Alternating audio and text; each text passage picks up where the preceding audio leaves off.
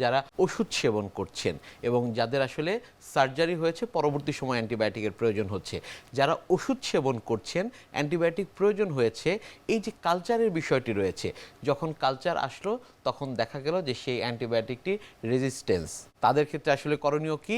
তাহলে কি এই যে কয়দিন ওষুধটি চলছিল সেটি কি আসলে যৌক্তিক ছিল কিনা, এই বিষয়টি আপনার কাছ থেকে জানবো। আরেকটি বিষয় জানবো যে সার্জারি যখন করা হয়েছে পরবর্তীতে আমরা জানি যে একটি অ্যান্টিবায়োটিক কাভারেজ দেওয়া হয়ে থাকে, সেটিও আসলে কালচারে যদি রেজিস্ট্যান্ট চলে আসে, এই দুই ক্ষেত্রে আসলে করণীয় কি হয়ে থাকে বর্তমান বাংলাদেশি প্রেক্ষাপটে? কারণ এই বিষয়গুলো আমরা দেখি যে অ্যান্টিবায়োটিক রেজিস্ট্যান্সের এই বিষয়গুলো আসলে মিডিয়াতে প্রচুর তুলে ধরা হয়ে থাকে।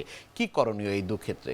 আমরা দেখবো এই সার্জারিটা কি ধরনের surgery, is it a major surgery or minor, is it a clean wound or dirty wound. আমি দেখেছি উন্নত দেশে সাধারণত অপারেশনের আগে তারা কোনো অ্যান্টিবায়োটিক দেয় না, এবং অপারেশনের পরে যদি প্রয়োজন মনে করে সেক্ষেত্রে অ্যান্টিবায়োটিক। কিন্তু আমাদের দেশে যেটা হচ্ছে, irrespective of any operation, any surgical operation, আমরা অ্যান্টিবায়োটিক ইউজ করছি। আমি মনে করি এটা মিস ইউজ অফ অ্যান্টিবায়োটিক।